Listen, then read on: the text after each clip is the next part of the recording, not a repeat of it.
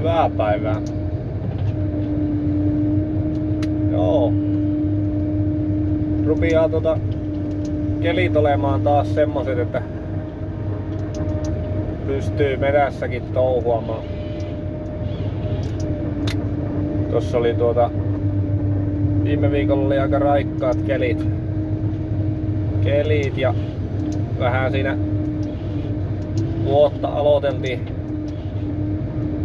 hakkuissa, mutta kyllä se meni sitten loppuviikko niin kylmäksi, että tultiin siihen tulokseen, että parempi pistää puomi suoraksi ja jatkaa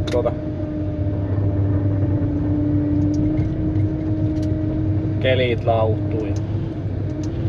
Nythän ne lauhtui sitten aika raakastikin, että enää ei oo alta 10 astetta. 8 astetta näyttää koneen mittari. Kyllä vaan aika rauhassa joutui aamulla aloittaa jumppaamaan ja lämmittelemään kalustoa. Mutta nythän tämä on jo taas ihan täydessä lyönnissä ja pitäis varmaan koputtaa puuta, mutta ei ainakaan vielä ole särkynyt mitään. Yleensähän se sitten tommonen kovempi pakkasjakso, niin se vähän kostaa sitten kun kelit lauhtuu, niin se sitten sitä rupeaa sitä remonttia vähän tulemaan, mutta tosiaan ei ainakaan vielä on mitään paukahtanut.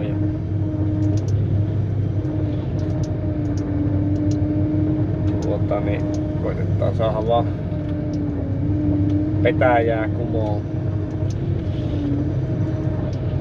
Joo, tässä on harvennushommia ja arvelin täältä kohtaa ottaa tän videon, kun tää on pikkusen, no aika harvahan tämä on, mutta pikkusen ehkä selvempi. Tuossa oli niin kovaa turveikko tuossa, siinä on 2 peräkkäin. Kovaa turveikko tuossa aikaisemmin, siinä oli nuorta kuusentainta törkiästi ja ei niinku itekään nähnyt, että mihin kouran törkkää, kun luntakin on puissa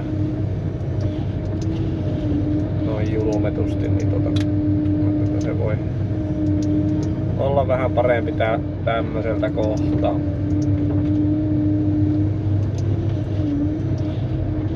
Ja joo, sillä laillakin ihan hyvää tosiaan tuossa sai säästellä kuusen taimikkoa, niin silläkin lailla ihan hyvä, että kelit vähän lauhtu. Ja niin kuin tuossa oli joku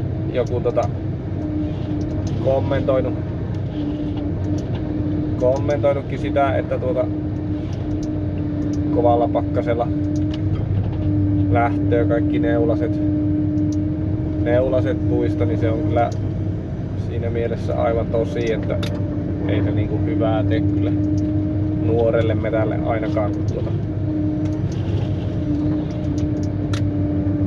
räiskitään puuta sillä lailla, että niistä neulaset kaikki häipyy. Niin.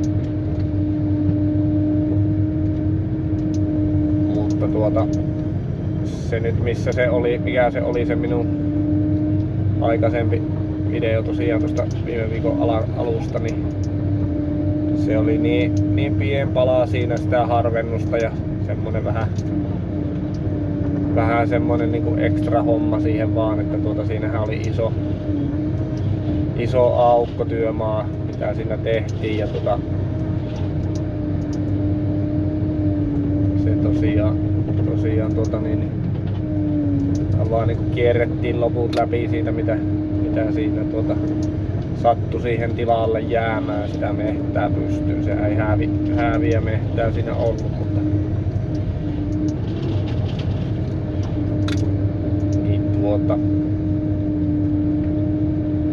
sillä lailla siinä nyt ei varmaan kauheita vahinkoa päässyt käymään, vaikka siinä kovalla pakkasella vähän neulaset pölisikin.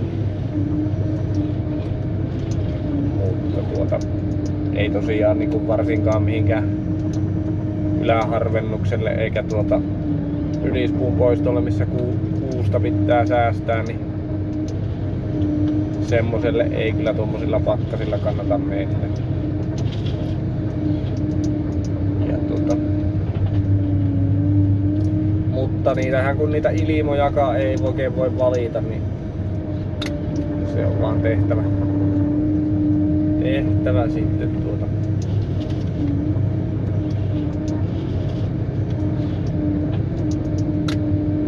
tuossakin tosiaan tympeästi sattui tuo sillä lailla, että se oli niinku arkipäivinä nuo kovat pakkaset, eihän kovin montaa päivää edes ollut tuossa, mutta että sillä lailla olisi ollut ehkä fiksui, kun olisi jättänyt kokonaan koneet parkkiin, mutta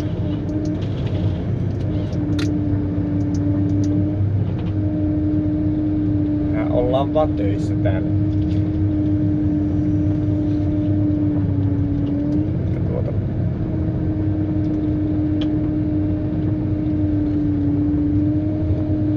Joo. On vaikkei tässä nyt mitään oo kosahtanutkaan eikä hajonnut, mutta se vähän ongelmiakin on ollut, että ei lähde tuo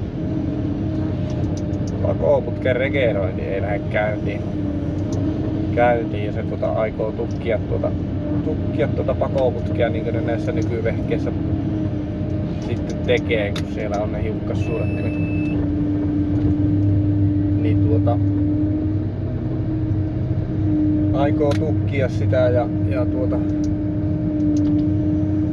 en tiedä onko se päässyt jo niin tukkoon, että se ei sillä aloita sitä hiukkassudattimen polttoa, vai onko siellä nyt tuossa on semmonenkin mahdollisuus, että se on moottorin lämpötila on vaan liian alhainen. Se on ei taho nousta 80 päälle, kun lämpös tuo keli sen verran, että hydraaliöljyn lämpötila nousee niinku nopeampaan sinne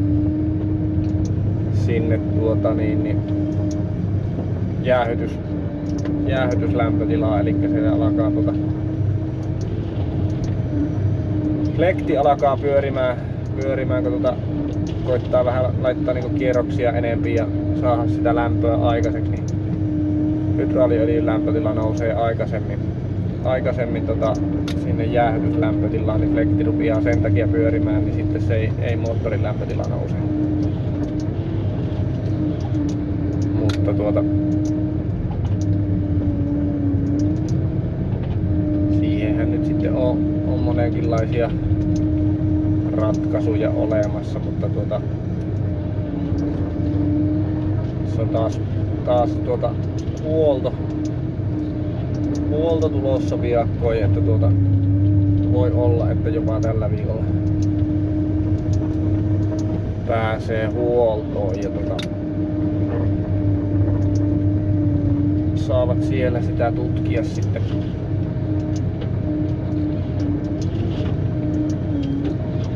Ei tässä viiti tänä päivänä ihan kauheasti siihen aikaa tuhulata, kun täällä on ajo ollut kahdessa vuorossa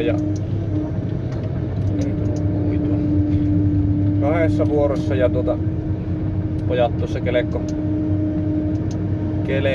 niin 600 mottia aukkoa pinoon tuossa jo aika hätäiseen ja tuosta tänä aamuna aloittelin tätä harvennusta, niin täällä on ajo aika lailla perässä. Niin ei nyt viiti ihan koko päivää värkätä tuon kanssa. Niin tultiin vähän siihen tulokseen, että jos nyt vaan koittais tehdä puuta ja kahtoa, että saataisiko se sinne huoltoon silloin torstaina. Ja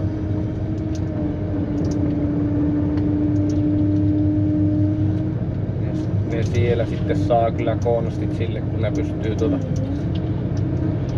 pystyy muuttamaan noita lämpörajoja ja sitten ne pystyy vähän vissiin huijaamaankin sitä, että ne saa sen kyllä sen polton päälle siellä ja pystyy kokeilemaan, että saako ne vielä auki sen hiukkassuodattimen vai pitääkö sille ruveta tekemään jo jotain muuta. Mutta sepä jää nyt nähtäväksi. Ja sitten toinen mikä tuossa aamulla ilmeni, niin jarrupiirin painetta herjaa tyhjäkäynnillä. Sieltä voi olla joku paineakku vissiin sököinen. Työkierrokset kun laittaa päälle ja rupeaa tekemään, niin silloin se kyllä nousee se paine, että sitten se lakkaa huutamasta ja antaa tehdä, mutta tosiaan tuossa kun aamulla sitä joutui käyttää vähän tyhjää ja sitten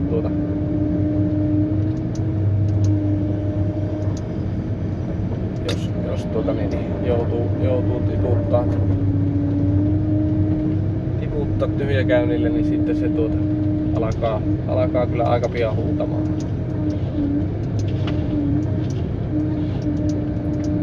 Että toivotaan nyt, että se pysyy tämmöisenä, että se työkierroksilla pysyy se paine ylhäällä, koska sitten jos se ei nosta painetta työkierroksillakaan, niin se loppuu kyllä matkanteko siihen se ei anna nostaa edes portaita ylös taikka ei nosta. Siellä ei oo painetta. Niin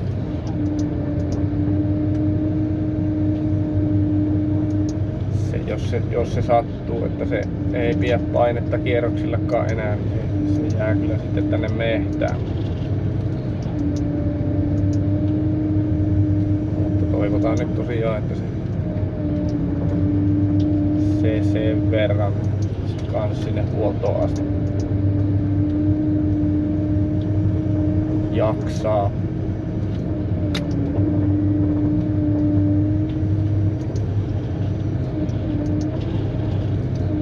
Joo, nyt se on kyllä oikein mukava tämmönen talvinen keli. Tuossa vähän niinku sen vähän mitä aurinko näyttäytyy päivän aikana, niin vähän meinas tuossakin aurinko tuonne väriä lyödä taivaanrantaan.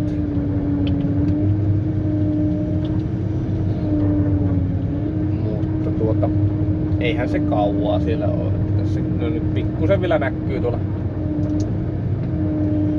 kurkistaa, mutta ei tosiaan kyllä hullun kauan se ei tuolla taivaalla näköisellä viihdy vielä. Mutta kovastihan tässä nyt kevättä kohti sillä ollaan jo menossa, että päivä pitenee, mutta että kyllä tässä vaan vielä pian melkein pari kuukautta saa touhuta aika lailla pimmeessä.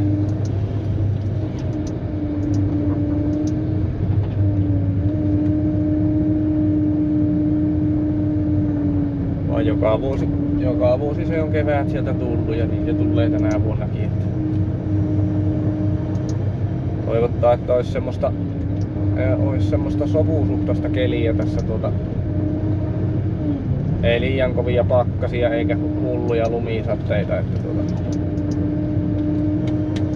sopivaa pakkasta ja sitten tämmöstä kirkasta keliä, niin tää on mukava tehdä.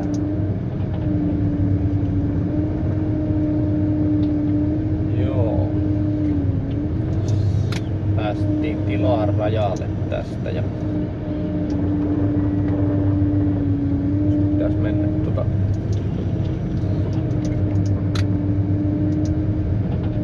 toiselle puolelle ojaa. Tässä onkin rumpu päässä että pääsee. Ei tarvii ojan pohjalta porkkia. Tässäkin aika nuorta tämä mehtä ja muuttuukin itse asiassa ensiharvennukseksi tämä tuossa hetken päästä. Näkyy, että tämä on sen verran pehmeällä maalla ainakin tämä kohta tässä, että koittaa hakata vähän pitemmästi urraa tuonne tästä päästä, niin saa jäljet jäätymään.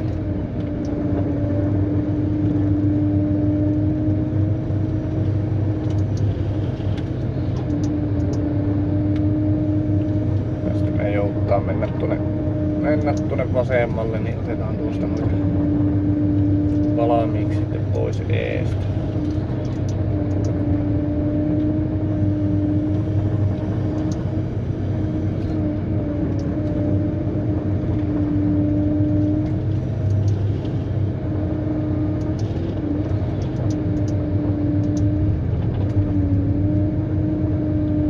Joo, kyllä se näkyy, että pakkasennätykset meni rikki aika hyvin ympäri Suomia ja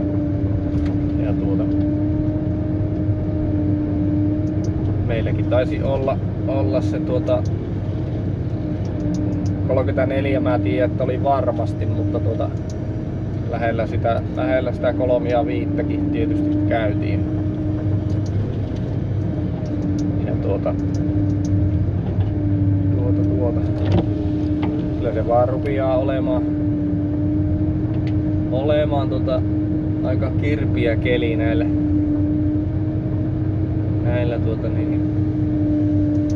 leveyksillä ja sitten niinku ottaa huomioon minkälaisia vuosia on ollut, että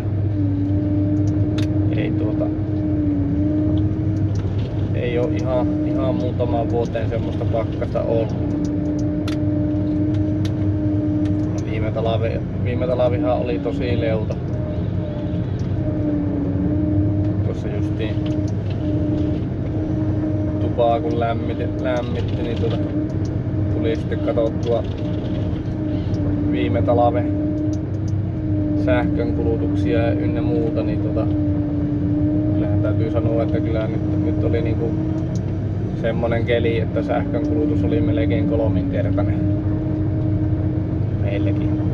meilläkin, että vaikka pääsääntöisesti tupaa puulla lämpiää ja polttopuita koitettu polttaa eikä ihan kauheasti enemmän ollut sähkölämmityksiä päällä kuin viime talvenakaan, mutta se vaan koostuu niin monesta muustakin asiasta, että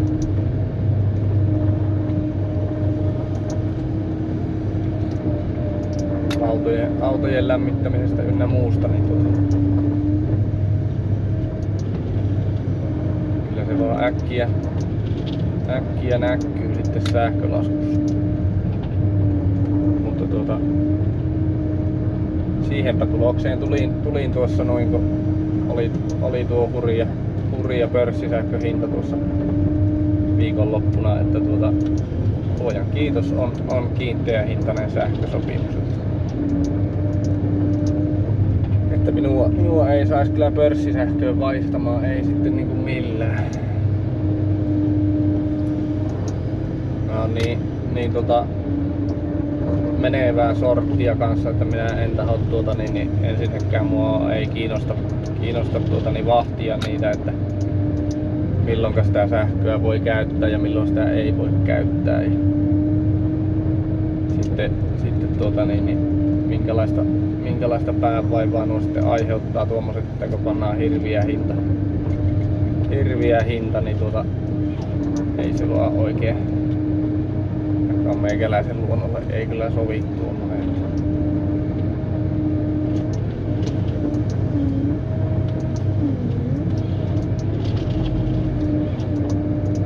Sitten kun meilläkin kuitenkin pieniä lapsia on talossa, niin jos sanotaan, että pannaan 2-3 euroa kilowatille hintaa ja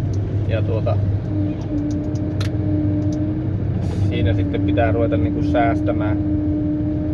säästämään ruoanlaitossa tai lämmityksessä tai pyykkäämisessä tai ihan sama missä, niin se ei vaan oikein lapsiperheelle se ei sovi. Ne lapset on ruokittava ja niin viettävä lämpöisenä maksoi se sähkö sitten sentin tai 300 senttiä.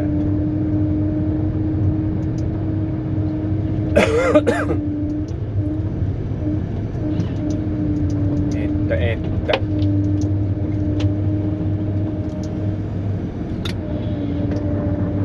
semmoista, mutta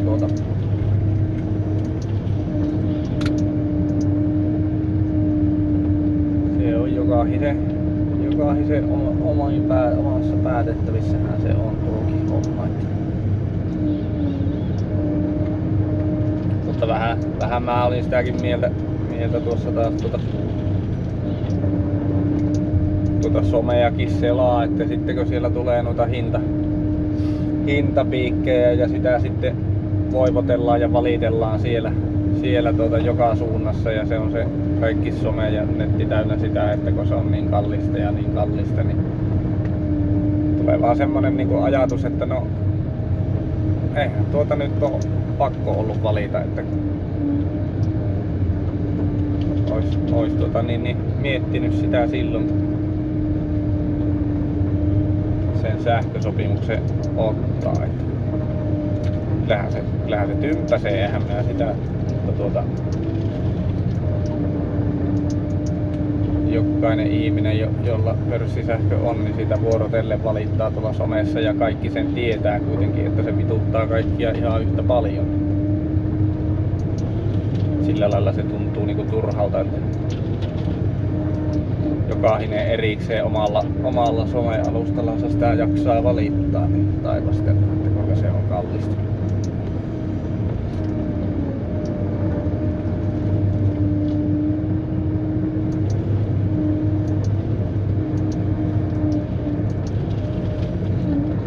Nuokin otti päähän ihan vaan muitten puolesta, mutta minä sitä tonne someen kirjoittanut. Sen oli tehnyt 3 miljoonaa muuta ihmistä jo. Täältä puuttukin sitten rumpu näköjään täältä. Se mitään, pannaan sinne vähän puuta pohjalle, niin ei poleta kiinni sitä.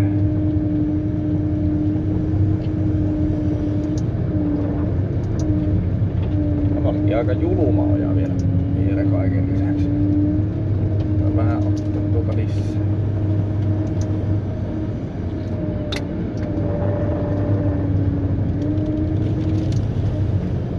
Kyllähän tuosta pääsee, mutta aina se vähän niinku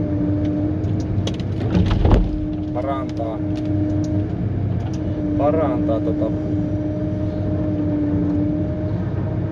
sinne malttaa puuta laittaa. Näin kun tämmöisellä rapaamaalla se ei oo tuo maa jäässä näin kun siinä lumi on päällä, niin se on äkkiä nuo ojanpenkatkin painuu tuonne ojaan, jos ei siellä ole yhtään puuta tuolla alla.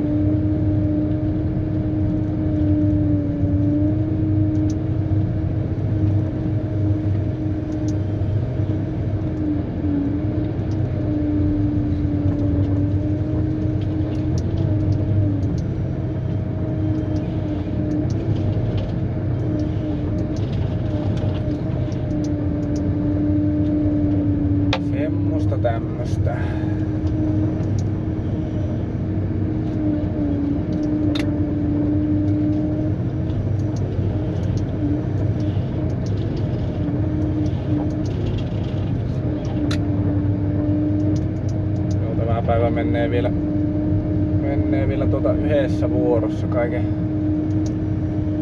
kaiken päälle se. Toinen vuoro on tämän päivän pois ainakin ja täytyy koittaa tässä vaan tehdä ajomiehille ajamista.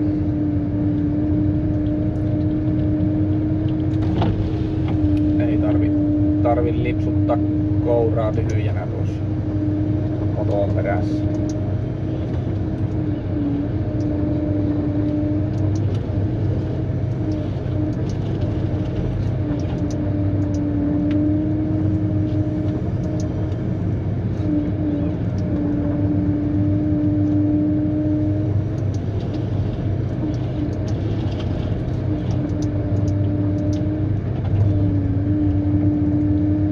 Risuunpirulaista ottanut ojan penkalle.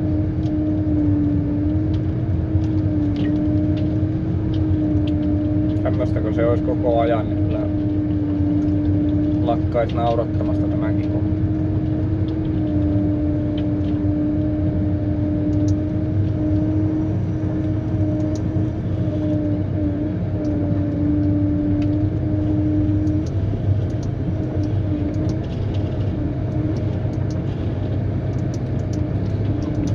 Tämmöiseen rapamaahan, niin tuossakin niin kun on ojia kaivettu ja pintaa rikottu ja löyty uutta maata siihen ojan penkalle, niin sillä se on risua tuohon ottanut. Näkyy, ettei tässä on mitään eikä tuolla paljon keskimetässäkään mitään näy. Vaan tässä tuossa ojan penkoissa.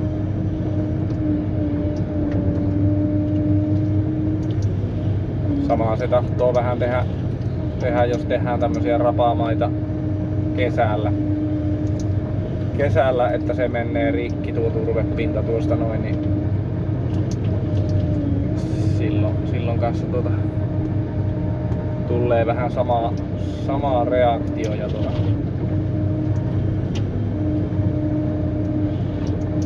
mutta näin kun talvella tehdään, niin sehän ei kauheasti tuo pinta rikki mene. Siinä oli tommonen kunnon koukku. Jos periaatteessa pitänyt katkaista vaan tuohon alle ja polkaista tonne nevaahan, kun ei sais olla tuommoisia mutkia, mutta ajattelin, ettei jää tuo yksinäinen pölökkö tuohon noin. Toinen kaveriksi.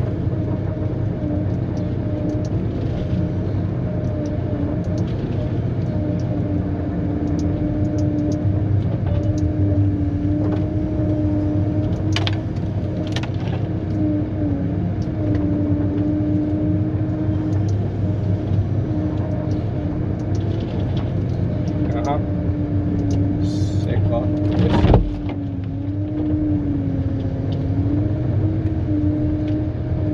Ongittua tuolta pois.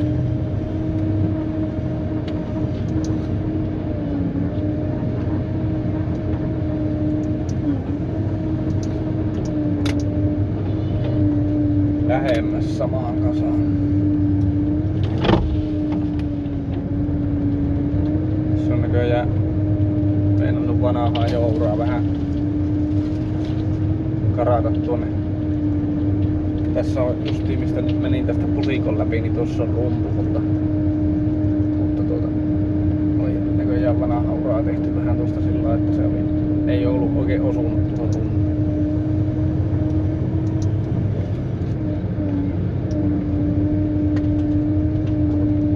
En sen kummemmin tätä harvenna tuosta vasemmalta puolelta, kun tämä on tosiaan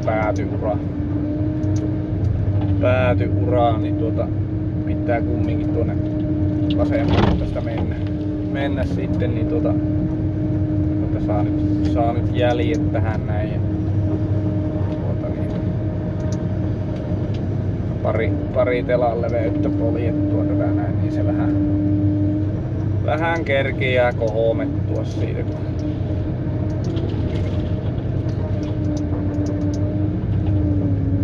Se kantaa kuitenkin sitten aina huomattavasti paremmin.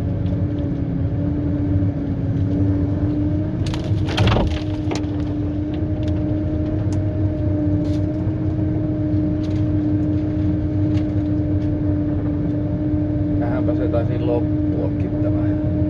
Joo. Tuosta vielä tuo pois, niin on kunnolla tilaa kääntyä.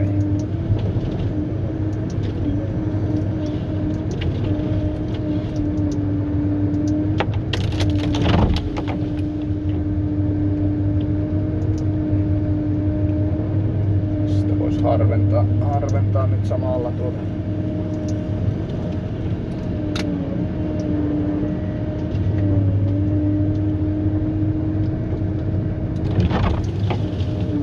Mä ois voinut syöttää tuonne mistä se otiinkin, niin tuonne koneeseen päin, mutta kun olisi hyvä saada tämmöisellä rapaamaalla niin kaikki mahdollinen risu alle. Tai nyt vaan vetää tuolta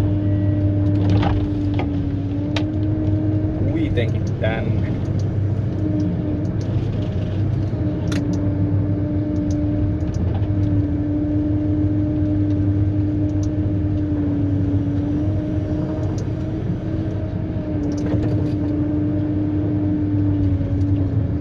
Tässä näkee kuinka tämmöiset pienet rupeaa taipumaan tänne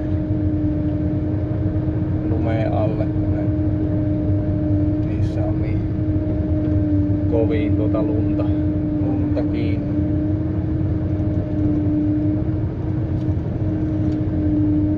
Tuolta me saadaan tuolle kaveri.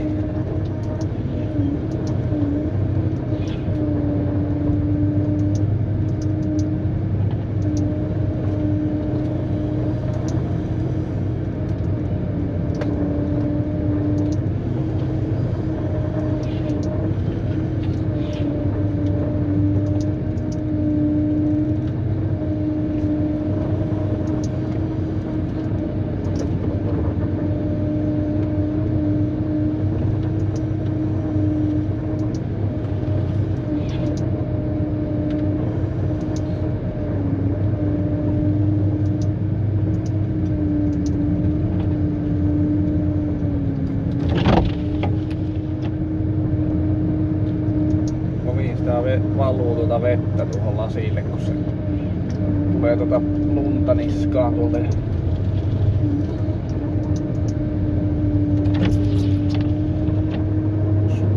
Sulaa tuonne puomin päälle ja katolle.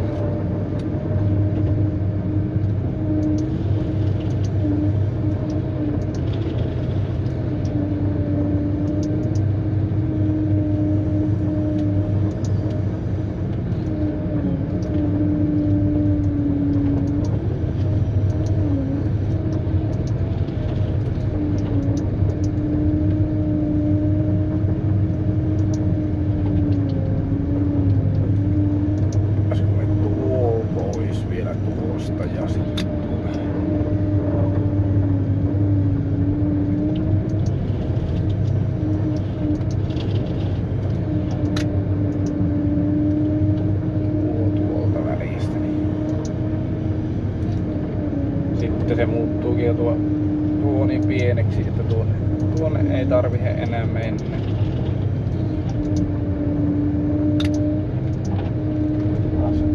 Koitellaan saada tämä kikotin ympäri tässä. Nähdään, että kuinka pehmeä tämä niin kuin todellisuudessa on.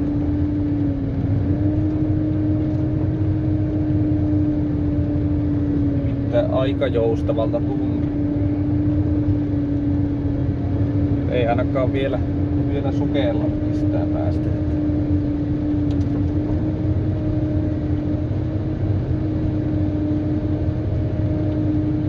Se on vaan aika uskomaton kuinka paljon tuo lumi lisää tuota kantamaa.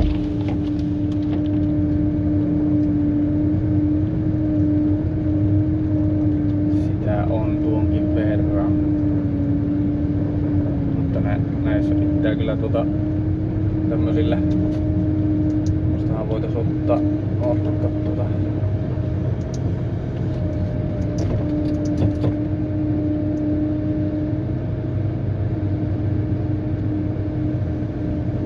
se olisi nyt 35 senttiä.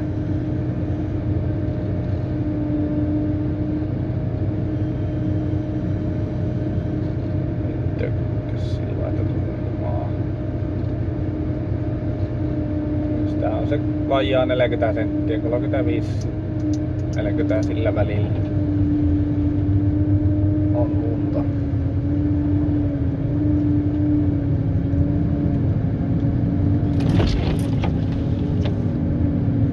Joo. Eipähän siinä niin sieltä tuli jo jotain jääpalikoita. Eipähän siinä niin jatketaan harjoituksia ja toivottaa, että kelit pysyy inhimillisenä. Ei mitään. Jatketaan.